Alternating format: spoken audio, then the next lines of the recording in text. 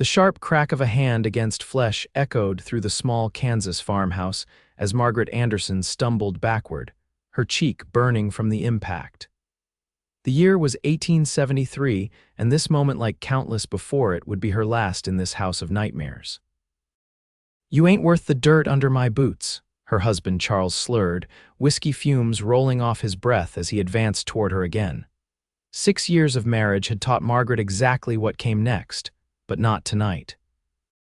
While Charles reached for the bottle for another swig, Margaret's fingers closed around the small leather pouch she'd kept hidden behind the stove for months. Inside was every penny she'd managed to save from selling extra eggs and mending clothes for neighbors, just enough for a train ticket west and whatever life awaited beyond. "I'm leaving," she said, her voice steadier than her trembling hands, "and I'm never coming back." Charles laughed, a hollow sound that had once terrified her. "You ain't going nowhere. Who'd have you? Damaged goods, that's what you are." Margaret backed toward the door, her heart hammering against her ribs. At 24, she had endured enough. The bruises would fade, but if she stayed, eventually he would kill her. She was certain of it now. "Don't you walk out that door," Charles roared, lunging forward, but Margaret was ready. She ducked his grasp and bolted into the night, the cool April air filling her lungs as she ran toward freedom, toward anything but this. The journey west was a blur of anxiety and exhaustion. Margaret had traded her wedding ring for additional funds in the next town over, and with each mile the train carried her from Kansas, she felt the weight on her shoulders lighten slightly. But fear remained her constant companion, fear that Charles would follow, fear of the unknown, fear that she had jumped from one danger into another. 3 days later, she stepped off the train in a small settlement in Colorado Territory. Silver Creek was barely a town, just a collection of wooden buildings, a general store, a saloon, and scattered homesteads spreading outward into the vast wilderness. Mountains loomed in the distance, their snow-capped peaks promising something Margaret desperately needed: remoteness. "Madam, you look like you could use some assistance." Margaret turned, clutching her single bag to her chest. The woman who addressed her was older, with kind eyes and a sturdy frame that spoke of years of frontier life. "I'm looking for work," Margaret said, trying to keep her voice from wavering. "And a place to stay." The woman introduced herself as Florence Miller, the owner of the town's only boarding house. "It's not much, but it's clean. As for work." She paused, considering. The Harvey place might need help. They lost their housekeeper last month, though it's a fair ride from town. "I'm not afraid of hard work," Margaret replied quickly. "Or distance." Florence nodded approvingly. "I'll send word to Grant Harvey. Until then, you can stay with me." The Harvey Ranch lay 7 miles outside Silver Creek, nestled in a valley that seemed to cradle the modest homestead like protective hands. The journey there took nearly 2 hours by wagon, and Margaret spent every minute rehearsing her story. She was a widow, she decided. Her husband taken by fever, no family left, simple, believable, and most importantly a tale that would discourage too many questions. The wagon crested a hill, revealing a sprawling meadow dotted with cattle. A cabin stood in the distance, smoke curling from its chimney. Beside it stood a barn, corral, and what appeared to be a workshop of some sort. As they approached, a tall figure emerged from the barn, shading his eyes against the late afternoon sun. Grant Harvey cut an imposing silhouette, broad-shouldered, lean-hipped, with the easy, confident stride of a man comfortable in his own domain. "Mr. Harvey," called the driver, an older man named Ellis who'd been hired to bring Margaret out. "Brought the woman Mrs. Miller told you about." Grant Harvey approached the wagon, removing his hat as he did so. Margaret was struck by 2 immediate observations. He was younger than she had expected, perhaps early 30s, and his eyes were the exact color of the sky above a clear, piercing blue that seemed to look straight through her carefully constructed story. "Miss Anderson," he said, offering his hand to help her down from the wagon. His voice was deep but gentle, with none of the harsh edges she had grown accustomed to. "Welcome to Raven Creek Ranch." Margaret accepted his assistance, stepping down carefully. "Thank you for considering me, Mr. Harvey." "I'm grateful for the opportunity." Up close, she noticed the lines at the corners of his eyes not from age, but from squinting into the sun and wind. His face was tanned from outdoor work, and a small scar ran along his jawline. He wasn't handsome in the conventional sense that Charles had been, but there was something undeniably appealing about the quiet strength he projected. "It's just me and my younger brother Daniel on the place," Grant explained as Ellis unloaded Margaret's single bag. "He's in town getting supplies. The work isn't difficult, but it's steady cooking, cleaning, mending. The previous housekeeper, Mrs. Calloway, returned east to care for her ailing sister." He gestured toward the cabin. "You'll have your own room. It's small but private." Margaret nodded, trying not to reveal how desperately she needed this position. "That sounds more than adequate."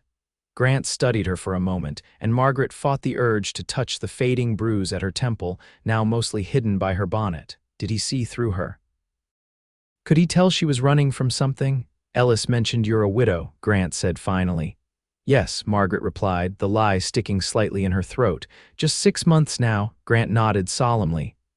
"I'm sorry for your loss. We're no strangers to grief here." He didn't elaborate, and Margaret didn't ask. Everyone on the frontier carried their burdens. "Come inside," he said. "I'll show you around." The cabin was larger than it appeared from outside, a central living area with a stone fireplace, a kitchen with a cast iron stove, and 3 bedrooms extending off a short hallway. The furniture was simple but sturdy, and Margaret was surprised to see several bookshelves filled with volumes. "You read," she observed without thinking. A hint of a smile touched Grant's lips. "My mother's influence. She believed education didn't end with schooling." Margaret felt a pang of longing. Her own books had been left behind in her hasty escape. "Your room is here," Grant said, opening a door to a small but tidy space containing a narrow bed, a chest of drawers, and a small window overlooking the meadow. "It's not much, but it's perfect," Margaret interrupted, unable to hide her relief. After nights on the train and at the boarding house, this room, this sanctuary, seemed like unimaginable luxury. Grant seemed pleased by her reaction. "Well then, I'll let you get settled. Supper's usually at 6, but don't worry about cooking tonight. I've got stew on." Left alone, Margaret sat on the edge of the bed, allowing herself to truly exhale for the first time in days.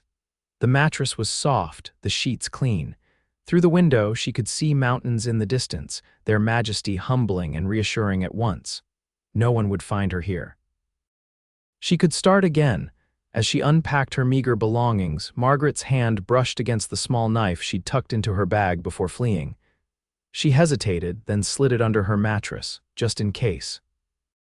That evening, Margaret met Daniel Harvey, a younger version of his brother at barely 20. Where Grant was reserved and thoughtful, Daniel was all energy and easy smiles. He greeted Margaret with enthusiastic welcome, clearly pleased to have someone new to converse with. "Grant's cooking is liable to kill a person," Daniel joked as they sat around the table. "You're saving our lives by coming here." Grant's expression remained impassive, but Margaret caught a flicker of amusement in his eyes. "My cooking kept you alive this long." "Barely," Daniel retorted, then turned to Margaret. "Where are you from, Mrs. Anderson?" "Miss," she corrected gently, "and I'm from back east."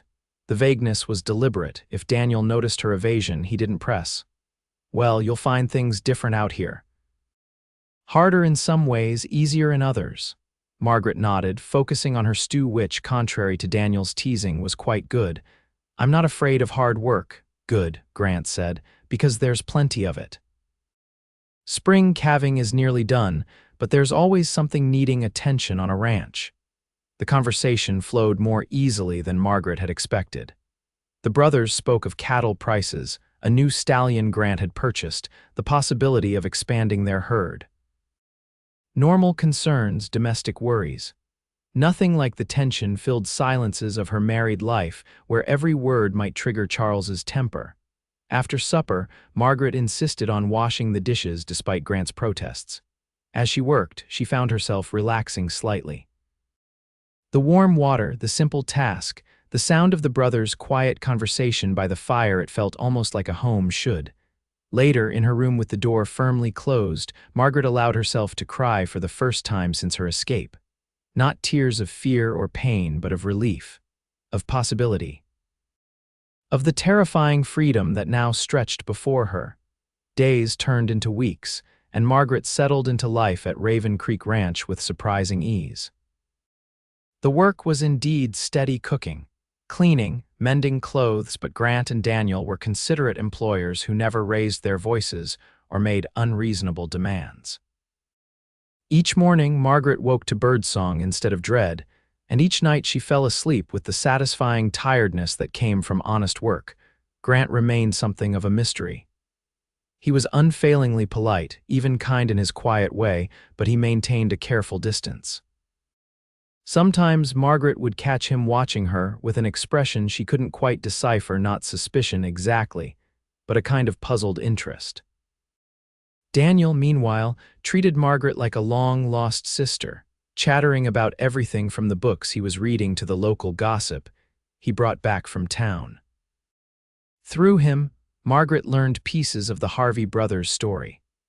Their parents had established the ranch 15 years earlier, but had died within a year of each other, their father from a fall while breaking a horse, their mother from pneumonia the following winter.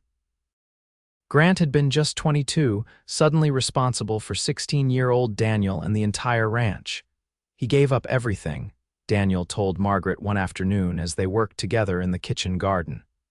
He was supposed to go to Denver, maybe even further east to study. He was smart enough, still is, but he stayed for me for the ranch.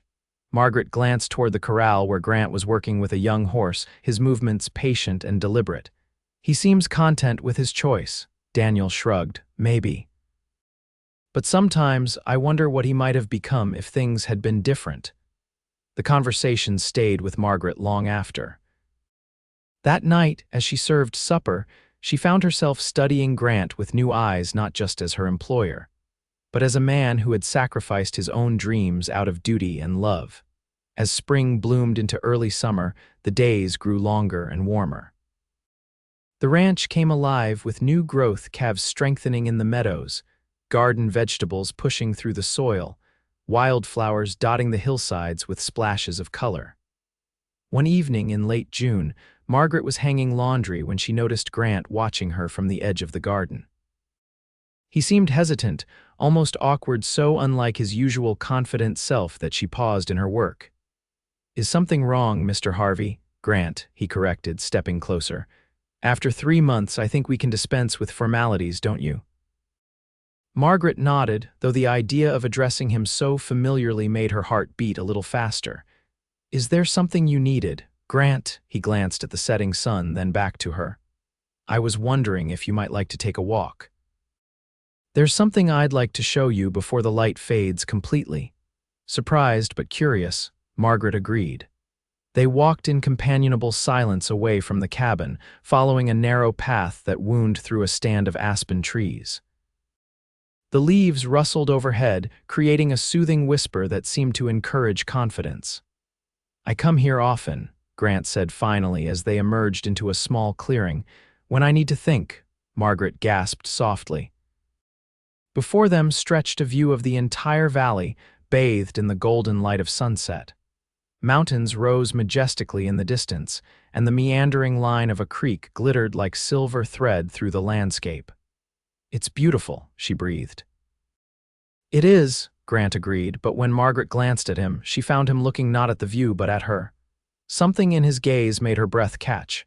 "I wanted to ask you something," he continued, his voice deeper than usual. "You've been here 3 months now, and we have come to value your presence greatly." Margaret waited, unsure where this was leading. "Your arrangement with us was somewhat temporary in nature," Grant said carefully. "But I wanted to assure you that you have a permanent place here if you want it. This cabin, this land, it can be your sanctuary for as long as you need." The words touched something deep inside Margaret, a longing for security she had almost forgotten was possible. "Thank you," she whispered. "That means more than you know," Grant nodded, seeming to understand the weight of what he offered. "Whatever you're running from, Margaret," he held up a hand when she stiffened. "No, don't worry, I'm not asking for explanations. We all have pasts, but I want you to know that you're safe here." Margaret swallowed hard against the sudden tightness in her throat. How did you know? His expression softened. I recognize fear when I see it. When you first arrived, you startled at every loud noise. You checked the locks twice each night. You kept to yourself. He paused. And there was a bruise at your temple that no fall could have caused. Shame and relief warred within Margaret. She had tried so hard to hide, to appear normal and untroubled. I don't need to know the details, Grant continued gently. Just know that no one will harm you here, I give you my word. The conviction in his voice brought tears to Margaret's eyes. She blinked them away quickly, unwilling to appear weak. Thank you, she said again, the words wholly inadequate for the gift he was offering. They stood together watching the sunset fade into twilight, neither speaking but somehow communicating nonetheless. Something had shifted between them, a trust established, a foundation laid for whatever might come next. As they walked back to the cabin in the gathering darkness, Grant's hand brushed against hers, perhaps by accident, perhaps not. Margaret didn't pull away. The simple contact, so different from the violence she had known, sent a tremor of awareness through her that was both frightening and exhilarating. That night, for the first time since arriving at Raven Creek Ranch, Margaret didn't check the locks before going to bed. She didn't place the knife within easy reach. Instead, she stood at her window, looking out at the star-filled sky, and allowed herself to contemplate a future where fear was not her constant companion. A future, perhaps, where Grant Harvey's steady presence might become something more than safety. July brought scorching heat and the busiest time of the ranching year. Grant and Daniel were often gone from sunrise until well after dark, moving cattle to higher pastures, mending fences, and dealing with the 1,000 tasks that keeping a successful ranch required. Margaret found herself missing their presence, particularly Grant's, more than she cared to admit. She filled her days with work, preserving the garden's bounty, deep cleaning rooms that hadn't seen proper attention in years, and even beginning to restore a quilt she'd found in a trunk in the attic. One blisteringly hot afternoon, Margaret was kneading bread dough when the sound of hoofbeats approaching at speed drew her to the window. Grant was riding hard toward the cabin, another horse saddled but riderless following behind. Her heart lurched with fear. Daniel fell, Grant explained breathlessly when she met him at the door. His face was tight with worry. His horse stepped in a gopher hole. I think his arm's broken, maybe ribs too. For the next several hours, Margaret worked alongside Grant, tending to Daniel's injuries.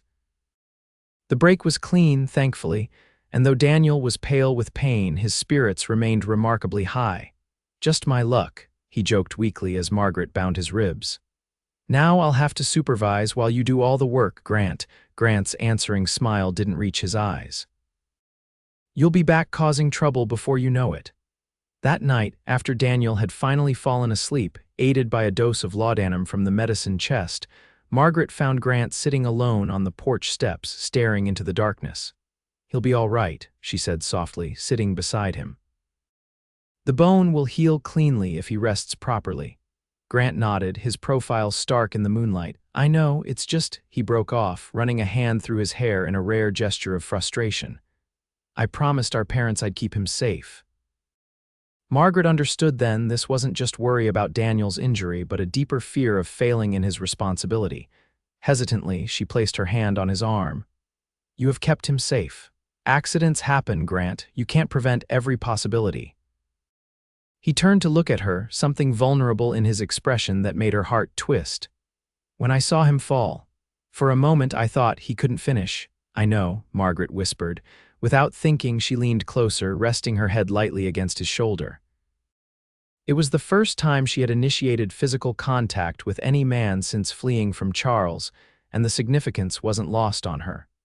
Grant remained perfectly still for a moment, as if afraid any movement might shatter the moment. Then slowly he placed his arm around her shoulders, drawing her closer. They sat like that for a long time, sharing comfort and warmth under the vast Colorado sky. When Margaret finally rose to go inside, Grant caught her hand. Thank you, he said simply, for everything today. There's no need for thanks, she replied. This is what family does. The word slipped out before she could consider its implications, but the smile that spread across Grant's face told her it had been exactly right. Daniel's recovery progressed slowly but steadily through the remainder of July and into August. Unable to help with the physical demands of ranching, he threw himself into account books and correspondence, revealing a surprisingly sharp mind for business. Margaret found herself acting as his assistant, taking dictation for letters and helping organize the ranch's financial records. Grant never had the patience for this part, Daniel confided as they worked together one afternoon. He's a man of action, not ledgers. But someone has to make sure we're not working ourselves to death for nothing. You make a good team, Margaret observed. Daniel smiled. We do, better now with you here. He hesitated, then added, he's different since you came, lighter somehow. Margaret focused intently on the column of figures before her, hoping Daniel wouldn't notice the color rising in her cheeks. I'm sure I don't know what you mean. Of course you don't, Daniel replied, not bothering to hide his amusement. Just like you don't notice the way he looks at you when you're not watching. Before Margaret could respond to this alarming statement, the door opened and Grant himself entered, bringing with him the scent of horses and open air. Margaret busied herself with the account book, painfully aware of his presence in a way she hadn't been before Daniel's observations. How's the invalid? Grant asked, removing his hat and hanging it on a peg by the door. Bored to tears, Daniel replied cheerfully. But Margaret's been keeping me company. Did you know she has a head for figures? She found 3 mistakes in last month's calculations. Grant raised an eyebrow, looking at Margaret with new appreciation. Is that so? Small errors, Margaret said quickly. Nothing significant. Still, it's impressive. Grant moved to the kitchen, pouring himself a cup of coffee. I've been thinking about hiring someone to help with the fall roundup. With Daniel out of commission, we're short-handed. Daniel nodded. Jackson's boy is looking for work. He's young but knows cattle. I'll ride into town tomorrow to speak with him, Grant decided. He glanced at Margaret. Would you like to come along? You haven't left the ranch since you arrived. The invitation caught Margaret off guard. She had deliberately avoided town, fearing that the more people who saw her, the greater the chance word might somehow reach Charles. But after 4 months without incident, perhaps her caution was excessive. I would like that, she said finally. Thank you. The following morning dawned clear and cool, with the first hint of autumn crispness in the air. Margaret dressed with particular care, selecting her best dress, a modest blue calico that brought out the gray in her eyes. She pinned her hair up neatly and even dabbed a tiny bit of rose water behind her ears, a luxury she'd purchased from a traveling peddler who'd stopped at the ranch in July. When she emerged from her room, Grant was waiting by the wagon. He too had made an effort with his appearance. She noted his shirt was clean and pressed, his hair neatly combed. Something about seeing him so carefully groomed made Margaret's stomach flutter with nerves. The journey to town took just over an hour, filled with comfortable conversation about ranch matters and the changing season. Margaret found herself relaxing as they traveled, enjoying the simple pleasure of Grant's company away from the daily routines of the ranch. Silver Creek had grown since Margaret had first arrived. A new hotel was under construction, and several more businesses had opened along the main street. Grant pointed out the changes as they drove, clearly proud of the town's prosperity. People are moving west every day, he explained. Silver Creek's positioned well close enough to the mountains for timber and mining, but with good grazing land too. Their first stop was the general store, where Margaret selected thread, fabric for winter nightgowns, and various household necessities. As Grant settled the bill, the storekeeper's wife engaged Margaret in friendly conversation. You must be the housekeeper at Raven Creek, the woman said, her eyes curious but kind. Florence Miller mentioned you. I'm Harriet Collins. Margaret Anderson, she replied, offering her hand. It's nice to meet you. Will you be staying for the harvest dance next month? Harriet asked. The whole county comes. It's quite the event. Before Margaret could respond, Grant rejoined them. We wouldn't miss it, he said, surprising Margaret with his easy inclusion of her in the ranch's social plans. As they continued their errands, Margaret became increasingly aware of the curious glances directed their way. Grant Harvey was clearly well respected in town, and his appearance with an unknown woman naturally generated interest. "People are staring," Margaret murmured as they left the mercantile. Grant smiled slightly. "Small towns run on gossip. By supper time, half will be convinced you're my mail-order bride, and the other half will think you're my long-lost cousin." The casual reference to marriage, even in jest, sent an unexpected thrill through Margaret. She pushed the feeling aside quickly. "And which story will you correct them with?" His eyes met hers, serious despite his light tone. "That you're a valued member of our household, and the rest is no one's business but ours." The simple declaration of protection warmed Margaret more than she cared to admit. Their final stop was the local newspaper office, where Grant needed to place an advertisement for cattle he planned to sell. As they approached the building, Margaret's steps slowed involuntarily. Newspapers meant information spread, names published, connections made. The very thing she'd been avoiding. Grant noticed her hesitation. "Is something wrong?" Margaret forced a smile. "No, I'll wait out here if you don't mind. It's such a lovely day." Grant studied her face for a moment, then nodded. "I won't be long." While she waited, Margaret browsed the window of the adjacent millinery shop, admiring hats she had no occasion to wear. Her reflection in the glass showed a woman she barely recognized, healthier, calmer, her eyes no longer shadowed with constant fear. "Mrs. Anderson." The voice behind her sent ice through Margaret's veins. No one in Silver Creek knew her as Mrs. She had been careful to present herself as a widow, as Miss. She turned slowly, her heart pounding. A man stood there, unfamiliar but with the unmistakable look of someone who believed he recognized her. "It is you, isn't it? Charles Anderson's wife from over Kansas way." Margaret's mouth went dry. "I'm sorry, you're mistaken. My name is Miss Margaret Allen." The lie came swiftly, a variation she hadn't used before. The man frowned, confused. "Could have sworn. You look just like a woman whose description I saw. Husband's looking for her, offering a reward and everything." Before Margaret could respond, she felt a presence beside her. Grant returned from his errand. His hand came to rest lightly at the small of her back, a gesture both protective and possessive. "Is there a problem here?" he asked, his voice pleasant but with an edge of steel beneath. The stranger backpedaled immediately in the face of Grant's imposing presence. "No problem at all, just a case of mistaken identity, seems like." "Seems like," Grant agreed evenly. He nodded politely to the man, then guided Margaret toward their wagon, his hand remaining supportively at her back. Once they were away from town, Margaret's composure finally cracked. Tears she'd been holding back spilled down her cheeks as she explained about the man, about Charles's search for her. "He'll never stop looking," she finished miserably. "I should leave, go further west. If he finds me at your ranch, he could bring trouble to you and Daniel." Grant's hands tightened on the reins, his jaw set in a hard line. "You're not going anywhere, Margaret, not unless it's what you truly want." "But no," he interrupted firmly. "I meant what I said months ago. The cabin is your sanctuary for as long as you need it.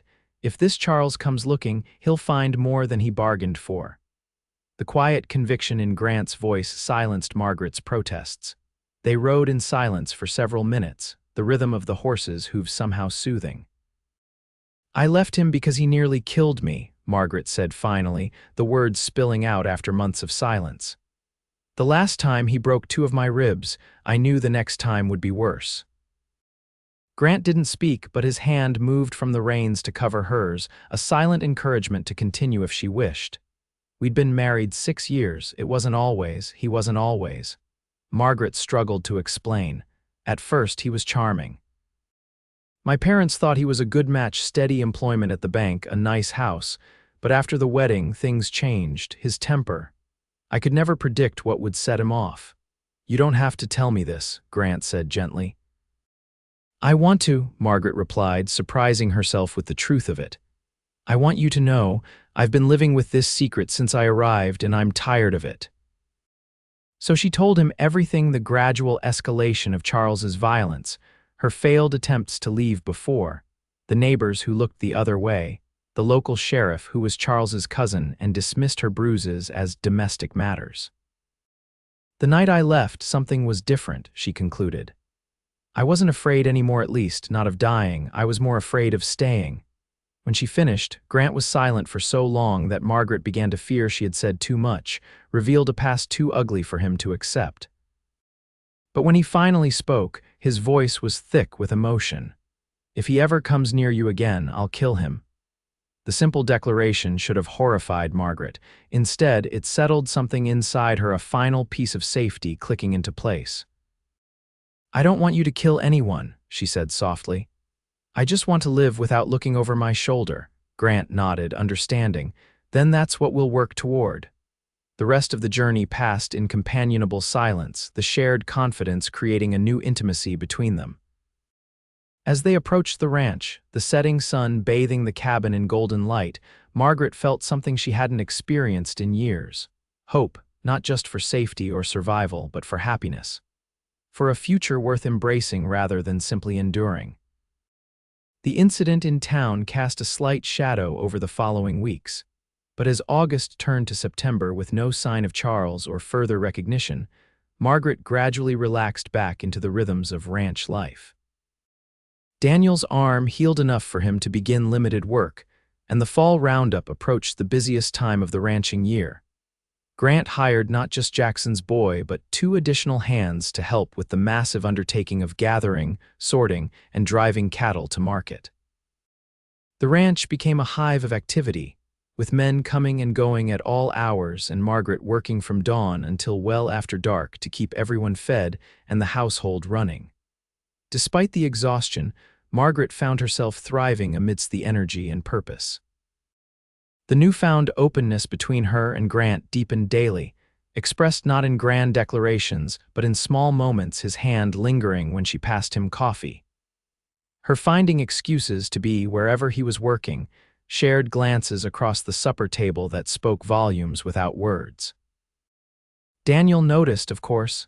"You two are worse than teenagers," he teased one evening after Grant had gone to check on the horses.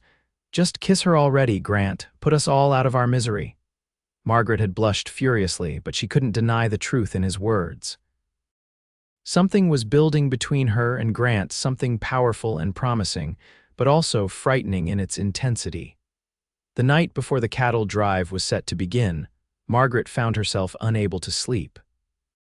The house was quiet, the ranch hands bedded down in the bunkhouse, and the knowledge that Grant would be gone for nearly 2 weeks sat heavily in her chest. She rose, wrapping a shawl around her nightgown, and stepped onto the porch for some air. She was surprised to find Grant already there, sitting on the steps and looking up at the star-filled sky. "You should be resting," she said softly. "Tomorrow will be a long day." He turned, and even in the darkness she could feel the intensity of his gaze. "I couldn't sleep." Margaret sat beside him, close enough that their shoulders almost touched. "Worried about the drive?" "No." He was silent for a moment. "Worried about leaving you." The simple admission made Margaret's heart race. "I'll be fine. Daniel will be here and Jackson's boy is staying to help with chores." "I know." Grant shifted slightly, turning to face her more directly. "Margaret, before I go, there's something I need to say." She waited, hardly daring to breathe. "When you came here, I offered you sanctuary, a safe place." His voice was low, earnest. "But over these months, you've become so much more than someone to protect. You've brought life back to this place to me." Margaret's throat tightened with emotion. "Grant, let me finish," he said gently. "I'm not good with words. But I need you to know that when I return, I want to court you properly, if you'll allow it." The formal request, so respectful of her autonomy, brought tears to Margaret's eyes.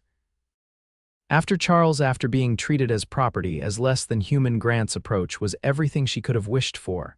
"Yes," she whispered, "I would like that very much."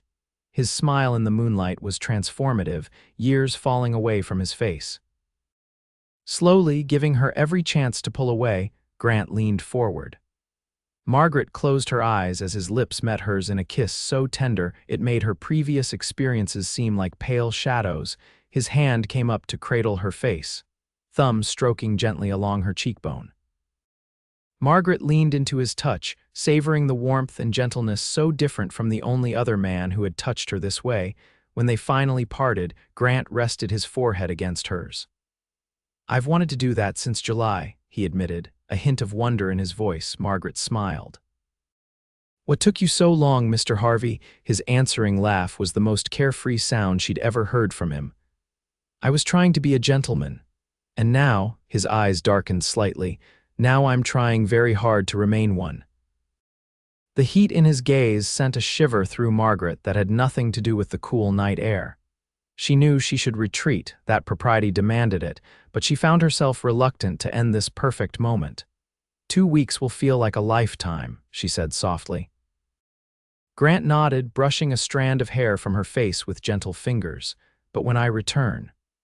He let the promise hang between them, full of possibility. Margaret finally stood, knowing if she stayed any longer her resolve might weaken. "Be safe," she said. "Come back to me." "Nothing could keep me away," Grant replied, and Margaret believed him with a certainty that should have frightened her but instead felt like coming home. The 2 weeks of the cattle drive were the longest of Margaret's life. Without the daily bustle of ranch hands and Grant's steady presence, the cabin seemed too quiet, too empty.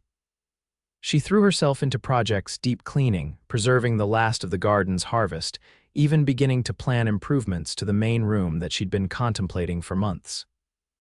Daniel proved surprisingly good company, his arm healing well enough that he could help with light tasks. They spent evenings reading aloud to each other from Grant's collection of books, discussing everything from poetry to politics with an openness that reminded Margaret of the intellectual pursuits she'd abandoned in her marriage. "You're good for him, you know," Daniel said one evening as they sat by the fire. "For both of us, really, but especially Grant." Margaret looked up from her mending. "How so?" Daniel considered his words carefully. "He's carried so much for so long. The ranch, me, our parents' legacy. Before you came, he'd started to harden, I guess, like he'd forgotten there was more to life than responsibility." The insight into Grant touched Margaret deeply. "He's a good man." "The best," Daniel agreed. "And he deserves happiness, so do you." He grinned suddenly, lightening the mood. "Even if you two are sickeningly sweet together." Margaret threw a cushion at him, laughing. "We are not." "Oh, please," Daniel retorted. "The way you look at each other when you think no one's watching, it's like something from one of those romance novels Mrs. Miller keeps hidden behind her counter." Margaret blushed, but couldn't deny the truth in his words. What she felt for Grant was unlike anything she'd experienced before, deeper, truer, built on genuine respect and understanding rather than infatuation or obligation. On the 12th day of the drive, Margaret was hanging laundry when she heard hoofbeats approaching. Her heart leapt with hope that Grant had returned early, but as she shaded her eyes against the afternoon sun, she saw it was the sheriff from Silver Creek instead. "Miss Anderson," he called, dismounting. "Hope I'm not intruding." "Not at all, Sheriff Wilson," Margaret replied, trying to hide her disappointment. "What brings you out this way?" The sheriff removed his hat, turning it nervously in his hands. "I'm afraid I've got some troubling news. There's a man in town asking about you, a Mr. Charles Anderson from Kansas, claims to be your husband." The blood drained from Margaret's face. Her worst fear materialized at last. "I see," she managed. "Now, I don't know your situation," Sheriff Wilson continued carefully, "but this fella seems agitated. Said some things that didn't sit right with me about bringing you home. I thought you should know he's looking." Margaret's mind raced. Grant wouldn't be back for at least 2 more days. Daniel was in no condition to confront someone like Charles. "Thank you for the warning, Sheriff." "I appreciate your discretion," the sheriff nodded. "Grant Harvey's a good man, well respected in these parts. If you're under his protection, that means something to folks around here." The implicit support gave Margaret courage. "Did you tell this man where to find me?" "No, madam," Sheriff Wilson replied firmly. "Told him I didn't know of any Margaret Anderson hereabouts, but Silver Creek's a small place, someone might point him this way eventually." After the sheriff departed, Margaret informed Daniel of the situation. His face hardened with a determination that reminded her forcefully of Grant. "We'll send for Grant," he decided, already moving toward the door. "Jackson's boy can ride out to meet the drive." "There isn't time," Margaret argued. "Charles could be here by tomorrow." Daniel's jaw set stubbornly. "Then we'll be ready for him." They spent the evening preparing, checking the locks, moving the rifle to a more accessible location, planning what to do if Charles appeared. Margaret barely slept, every sound jerking her awake with dread. Morning came without incident, but as Margaret was preparing breakfast, the sound of an approaching wagon sent her heart racing. She peered through the window, relief flooding through her when she recognized Grant at the reins, returning days ahead of schedule. She flew out the door, propriety forgotten as she ran to meet him. Grant jumped down from the wagon, catching her in his arms with a laugh that died when he saw her face. "What's wrong?" he asked instantly. Before she could explain, Daniel emerged from the cabin. "Sheriff Wilson came yesterday," he called. "Charles Anderson is in Silver Creek looking for Margaret." Grant's expression darkened, his arms tightening protectively around her. "Did he come here?" "Not yet," Margaret said. "But the sheriff thinks it's only a matter of time before someone directs him our way." Grant nodded grimly. "We'll be ready." They didn't have long to wait. That afternoon, a dust cloud on the road announced an approaching rider. Grant positioned himself on the porch, rifle within reach but not in hand, a clear message of readiness without outright threat. Margaret stood just inside the doorway, her heart pounding so hard she felt light-headed. Through the window, she watched a familiar figure appear, Charles, looking much as he had the night she fled, though perhaps more haggard from months of searching. "This your place?" Charles called as he approached, his voice bringing back a flood of terrible memories. Grant nodded once, not moving from his position. "It is. Can I help you?" Charles dismounted, his eyes scanning the property before returning to Grant. "I'm looking for my wife, Margaret Anderson. I have reason to believe she's here." "There's no Mrs. Anderson here," Grant replied evenly. It wasn't technically a lie. Margaret had never claimed the title since arriving. Charles's expression hardened with suspicion. "Mind if I look around? She's been missing for months. I'm worried sick." "I mind very much," Grant said, his tone remaining conversational though Margaret could see the tension in his shoulders. "This is private property." Charles took a step forward, his hand moving to his belt where Margaret knew he carried a knife. "Listen, mister, that's my wife you're hiding." "I've got rights." "Not here you don't," Grant replied, standing his ground. "I suggest you leave now while you still can." The tension stretched between them, two men measuring each other's resolve. Then the cabin door opened fully and Margaret stepped out. "Hello, Charles," she said, her voice steadier than she felt, Charles's face contorted with rage and triumph. "Margaret, do you have any idea what you've put me through? I've been searching for months." "I know exactly what I've been through," Margaret replied, moving to stand beside Grant. 6 years of hell." Charles's expression darkened further. "You're my wife. You're coming home with me, now." Grant stepped slightly in front of Margaret, a subtle but unmistakable gesture of protection. "She's not going anywhere she doesn't want to go." "This isn't your business," Charles snapped. "She's my property by law." "She's not property at all," Grant countered, his voice dangerously soft. "She's a woman who made a choice to leave a man who hurt her, and I'm making it my business." Charles's hand moved to his belt again, but before he could draw his knife, the sound of a rifle being cocked broke the standoff. Daniel stood at the corner of the porch, Grant's Winchester trained steadily on Charles. "I wouldn't," Daniel advised calmly. "My arm's still healing, but I can't miss at this range." Charles looked from Daniel to Grant to Margaret, calculation and fury warring in his expression. "The law's on my side," he insisted, though with less conviction. "A man has rights to his wife." "The law's a long way from here," Grant replied. "And in Colorado territory we have our own ideas about rights. A man defends his home and those under his protection. That's a law older than any book." For a tense moment, Margaret thought Charles might still attempt violence. Then abruptly he spat on the ground. "She ain't worth the trouble anyway. Damaged goods." The familiar phrase, once so devastating to Margaret's sense of self-worth, now seemed pathetically small.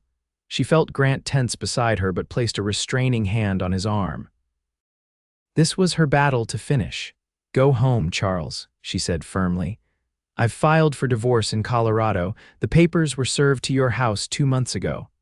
This was a bluff. She had consulted a lawyer in Denver through correspondence but hadn't yet taken formal action. But Charles wouldn't know that. Doubt flickered across his face. "You can't divorce me without my consent." "In Colorado territory, I can," Margaret replied, the research she'd done lending conviction to her words. "Especially with documented evidence of cruelty." She held his gaze steadily, letting him see what she had become in her months of freedom, stronger, more confident, no longer the terrified woman who had fled in the night. Charles's shoulders sagged slightly, defeat beginning to register. "This isn't over," he threatened, but the words lacked their former power to terrify. "Yes," Margaret contradicted quietly. "It is." Charles mounted his horse with as much dignity as he could muster. "You'll regret this," he called as he turned to leave. "Both of you." They watched in silence as he rode away, the tension draining from the air only when he disappeared from sight. Grant turned to Margaret, his eyes searching her face. "Are you all right?" Margaret took a deep breath, assessing the hollow where fear had lived for so long. She found it strangely empty. "Yes," she realized with surprise. "I think I am." Daniel lowered the rifle, grinning with relief. "That went better than expected. I wasn't actually sure I could hit him if I had to shoot." Grant gave his brother an exasperated look. "You might have mentioned that before volunteering to be our sharpshooter." "And miss all the excitement," Daniel retorted. He clapped Grant on the shoulder before heading inside, tactfully giving them privacy. Left alone, Margaret and Grant stood in silence for a moment. Then Grant reached for her hand, his thumb stroking across her knuckles in a gentle caress. "I meant what I said," he told her softly. "This is your home for as long as you want it. Charles won't bother you again, I'll make sure of it." Margaret looked up at him, this man who had given her safety when she needed it most, and now offered something far more precious, choice. "And if I want it to be my home forever," something blazed in Grant's eyes, hope, desire, love, "then nothing would make me happier." Impulsively, Margaret rose on her tiptoes, pressing her lips to his in a kiss that held all the promise of their future. Grant responded instantly, his arms encircling her waist to draw her closer, deepening the kiss with a reverence that made her heart soar. When they finally parted, both breathless, Grant rested his forehead against hers. "I love you, Margaret Anderson. I think I have since the moment you stepped down from that wagon." The words, so freely given, filled a space in Margaret's heart she hadn't known was empty. "And I love you, Grant Harvey, for giving me sanctuary, but more importantly, for giving me the freedom to choose it." He smiled, the rare, unguarded smile that transformed his entire face. "Come inside," he said, taking her hand. "Let's tell Daniel he's going to have a sister-in-law if you'll have me, that is." Margaret laughed, joy bubbling up from a wellspring she'd thought long dry. "I believe that's supposed to be a proper proposal, Mr. Harvey." Grant's expression grew serious, though his eyes still danced with happiness. He lowered himself to one knee right there on the porch, still holding her hand. "Margaret Anderson, would you do me the honor of becoming my wife? Not because you need sanctuary, but because we've found something worth building a life around together." Tears of happiness blurred Margaret's vision as she nodded. "Yes," she whispered, "with all my heart, yes." The autumn weeks following Charles's departure and Margaret's acceptance of Grant's proposal were filled with a joy she had never thought possible. True to her word, Margaret began the legal process of divorce, working with a lawyer in Denver who specialized in such cases. Colorado Territory's progressive laws regarding marriage dissolution meant the process would be relatively straightforward, especially given Charles's documented history of cruelty. Meanwhile, life at Raven Creek Ranch continued its seasonal rhythms. The cattle drive had been successful, bringing in enough money to ensure the ranch's prosperity through the coming winter and beyond. Daniel's arm healed completely, and with the heavy work of fall behind them, the ranch settled into a quieter pace. Grant and Margaret agreed to wait until spring for their wedding, partly to allow time for her divorce to be finalized, but also because they wanted to begin their marriage with the season of new beginnings. This decision did nothing to dampen their happiness or growing closeness, however. If anything, the waiting period allowed their relationship to deepen beyond the initial intensity of attraction and shared crisis. "Tell me about your dreams," Grant asked one evening as they sat by the fire. Daniel had gone to town for a meeting of the Cattlemen's Association, leaving them with rare privacy. Margaret considered the question seriously. "For so long, my only dream was escape," she admitted. "Safety, but now—" She smiled, looking around the cabin that had become home in every sense. "I dream of children running through these rooms, of building something lasting here with you, of growing old together and watching the seasons change year after year." Grant's eyes softened as he took her hand. "I want all of that too. And something else, I want to see you become whoever you want to be, not just defined by being my wife or Charles's former one." His understanding of her need for identity beyond marriage touched Margaret deeply. "I've been thinking about that," she said hesitantly. "The work I've been doing with the ranch accounts, I enjoy it more than I expected. Daniel says I have a gift for organization and numbers." Grant nodded encouragingly. "You do. Better than either of us, certainly. I was wondering if I might take a more formal role in that aspect of the ranch," Margaret continued. "Perhaps even expand our operations in some way. I've been corresponding with a woman in Denver who raises sheep alongside cattle. Apparently, the wool market is growing rapidly." Instead of dismissing her ideas or questioning a woman's ability to engage in business matters, Grant listened intently, asking thoughtful questions and offering suggestions. By the end of the evening, they had sketched out preliminary plans for diversifying the ranch's income through a small sheep operation that Margaret would oversee. "You continue to amaze me," Grant told her as they reluctantly prepared to part for the night. Propriety still governed their behavior despite their engagement.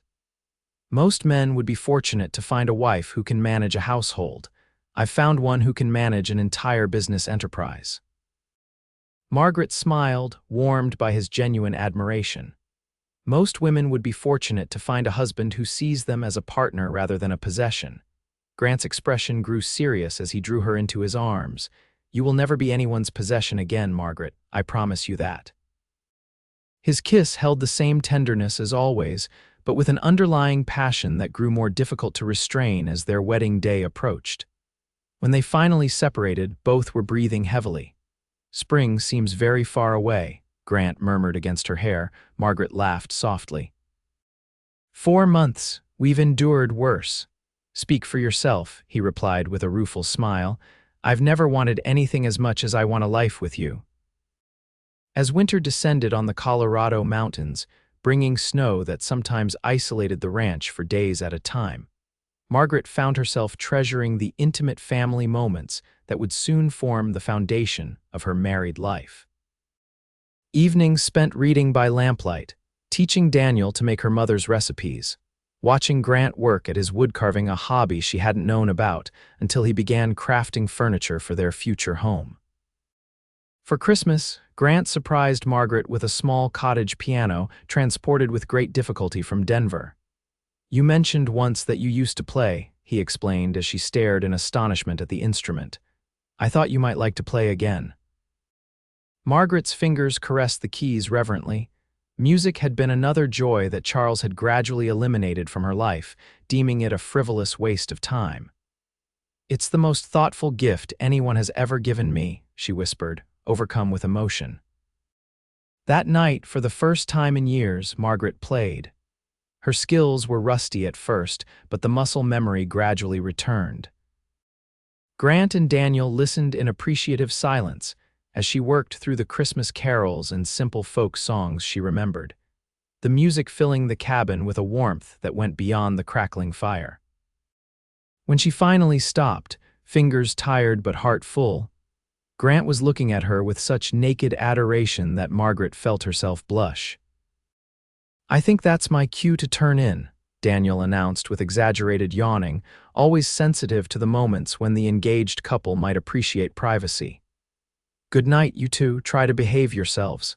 When he had gone, Grant moved to sit beside Margaret on the piano bench. "You play beautifully," he said softly. "I'm out of practice," Margaret demurred, "but it feels wonderful to make music again." Grant took her hand, pressing a kiss to her palm. "You've brought music back to this house in more ways than one. Before you came, we existed. Now we live." The simple truth of his statement brought tears to Margaret's eyes. "I never thought I could be this happy," she confessed. "After Charles, I believed that part of me was broken forever." "Nothing about you is broken," Grant told her fiercely, wounded perhaps, but healing more each day. He was right, Margaret realized. The wounds remained. She still startled at sudden movements sometimes, still had nightmares of Charles finding her, but they no longer defined her. She was becoming someone new, someone stronger, someone capable of both giving and receiving love without fear. February brought news that Margaret's divorce had been granted. The letter from her lawyer arrived on a bitterly cold morning, delivered by a half-frozen postal rider who'd braved the mountain passes. "It's official," Margaret said, her voice shaking slightly as she read the document. "I'm free." Grant, who had been repairing a chair by the fire, set down his tools and came to her side. "How do you feel?" Margaret considered the question carefully. "Relieved, grateful." She looked up at him with a smile. "Ready to begin our life together." They decided not to wait until spring after all. With the divorce finalized and their hearts impatient, they saw no reason to delay. The wedding was set for the first week of March, a simple ceremony to be performed by the traveling preacher who visited Silver Creek monthly. Word spread quickly through the small community, and to Margaret's surprise and gratification, the response was overwhelmingly supportive. Florence Miller insisted on hosting a small gathering after the ceremony. Harriet Collins from the general store organized a quilting bee where the women of Silver Creek created a wedding quilt as a gift. Even Sheriff Wilson stopped by the ranch to offer his congratulations and assurances that no further trouble had come from the direction of Kansas. The day before the wedding, a late winter storm blew in, coating the landscape in fresh snow that sparkled like diamonds in the sunlight when morning finally came. Margaret stood at her bedroom window, watching as nature adorned itself for her wedding day, and felt a sense of rightness settle over her. This was where she belonged. Not just in this place, but with these people, with Grant, whose steady love had shown her what a true partnership could be, with Daniel, who had become the brother she'd never had, with the community that had embraced her despite her unconventional arrival. A knock at her door interrupted her thoughts. "Margaret," it was Daniel, "there's someone here to see you." Curious, Margaret followed him to the main room, where a woman she didn't recognize stood warming herself by the fire. The stranger turned as Margaret entered, revealing a face lined with age and travel, but with eyes that somehow seemed familiar. "Margaret," the woman said, her voice catching, "you probably don't remember me. I'm Eleanor Winters, your mother's cousin." Margaret stared in shock. Eleanor had visited only once during her childhood, bringing gifts from the East and stories of a world beyond their small farm. "Cousin Eleanor, but how did you find me?" The older woman smiled sadly. "Your mother wrote to me before she died, asking me to check on you someday." "I'm sorry it took so long. When I finally went to Kansas and found out about Charles, what he'd done to you, I started searching." Daniel tactfully excused himself, leaving the women alone. Margaret sank into a chair, overwhelmed by this connection to her past appearing on today of all days. "I thought I was alone in the world," she said softly. Eleanor moved to take her hands. "Not anymore, dear girl. When I heard you were getting married today, I knew I had to be here. Your mother would have wanted someone from your family present." Tears welled in Margaret's eyes. "I'm so glad you came." They spent the next hour talking, Eleanor filling in the gaps of family history that Margaret had lost touch with during her marriage to Charles. As they spoke, Margaret felt another piece of herself healing the part that had mourned the loss of family connections, of roots and belonging. When it came time to prepare for the ceremony, Eleanor helped Margaret dress in the simple but elegant gown she'd made herself, cream-colored wool with delicate embroidery at the collar and cuffs. "You look beautiful," Eleanor said, adjusting the small spray of dried flowers in Margaret's hair. "Your mother would be so proud of the woman you've become." "Even with everything that happened with Charles?" Margaret asked, voicing a doubt she'd carried silently. "Especially because of that," Eleanor replied firmly. "You found the courage to save yourself to build a new life. There's no greater strength." The ceremony itself was everything Margaret could have wished for, simple, heartfelt, witnessed by the people who had become her new family and community. Grant stood tall and proud beside her, his eyes never leaving hers as they spoke their vows in the small church in Silver Creek. "I take you, Margaret, to be my wife," he said, his deep voice steady with conviction. "I promise to protect and cherish you, to respect your strength and independence, to build a life of partnership and love with you for all our days." Margaret's voice trembled slightly as she responded, "I take you, Grant, to be my husband. I promise to stand beside you through all of life's seasons, to build our dreams together, to love you freely and completely for as long as we both shall live." As the preacher pronounced them husband and wife, Grant gathered Margaret into his arms with a gentleness that belied his strength. His kiss held all the promise of their future together, tender but passionate, respectful yet claiming. The celebration afterward was joyous, the small gathering of friends filling Florence Miller's boarding house with laughter and goodwill. Daniel gave a toast that brought tears to everyone's eyes, speaking of how Margaret had brought light back to a home that had known too much darkness. When they finally returned to the ranch, to their home, the moonlight bathed the cabin in silver light. Grant lifted Margaret into his arms to carry her across the threshold, an old tradition that made her laugh with delight. "Welcome home, Mrs. Harvey," he said softly as he set her down in the main room, now decorated with fresh pine boughs and candles that Daniel had arranged during their absence. "I've been home since the day you told me this cabin would be my sanctuary," Margaret replied, reaching up to touch his face. "You gave me safety when I needed it most. But you've given me so much more than that, Grant. You've given me a future I can believe in." Grant's arms encircled her waist, drawing her closer. "And you've given me a reason to build that future," he murmured against her lips. "I love you, Margaret Harvey." "I love you too," she whispered back, her heart full to overflowing as he led her toward their bedroom, no longer separate spaces but a shared sanctuary where the final wounds of the past could heal in the warmth of true partnership. As spring bloomed across the Colorado mountains, life at Raven Creek Ranch settled into new patterns.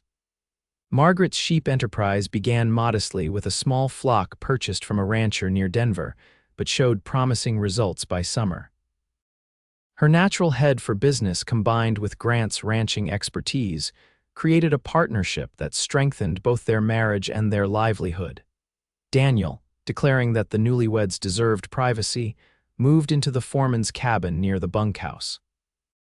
Though he teased them mercilessly about their obvious happiness, his genuine pleasure in their union was evident in countless small gestures, from taking on extra work to allow them time together to tactfully disappearing when they needed moments alone. By autumn, Margaret had news that completed their joy. She was expecting a child. Grant's reaction, a mixture of awe, delight, and protective concern, confirmed everything she had come to know about the man she'd married. "Are you happy?" he asked that night as they lay together, his hand resting gently on her still flat stomach. Margaret covered his hand with her own, thinking of the journey that had brought her to this moment, from desperate flight to profound belonging. "More than I ever thought possible," she answered truthfully. "This cabin truly has become my sanctuary, Grant, but not because of the walls or the roof, because of the love within it." Grant gathered her closer, his strong arms providing the security she had once only dreamed of. "Our children will never know anything but safety and love," he promised. "That's my vow to you." As Margaret drifted toward sleep in her husband's embrace, she reflected on the strange, winding path that had led her here. The courage to flee had been just the beginning. The courage to trust again, to love again, to build a life where fear had no place, that had been the true journey. Outside their window, stars scattered across the Colorado sky like promises. Inside, the hearth glowed with embers that would kindle again to warmth with morning's attention.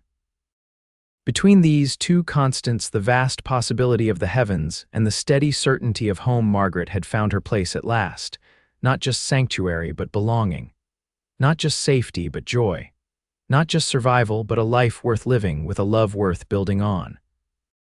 In the quiet night of the Colorado mountains, Margaret Anderson Harvey slept peacefully beside the man who had kept his promise. "This cabin will be your sanctuary forever," and so it was and so much more.